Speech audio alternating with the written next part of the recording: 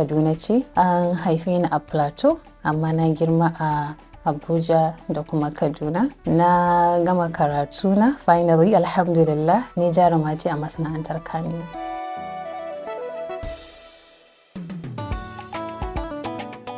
Nema da kuma rabo. Allah ya haɗa ni tun farko da mutane na gari, farawa daga project ina na farko wato Sirrin Kyau zuwa Ubangidana, producer na Ladidi Suleiman Sazisu, har zuwa matakin da na taka na Labarina, thanks to Malam Aminu Sera da kuma sauran producer da nake aiki da su a yanzu.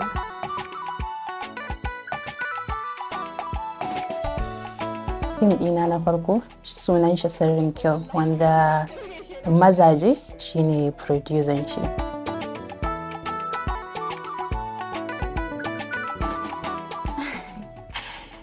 Eto suna da yawa. Gaskiya suna da yawa, abin da zan iya cewa kenan.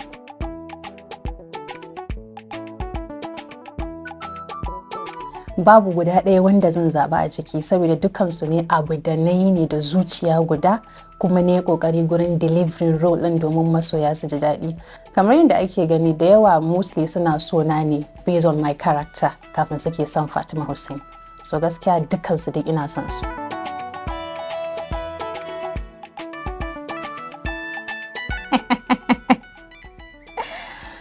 Talaka shine mara zuciya, amma in har mutum mai zuciya ne, mai kuɗi ne.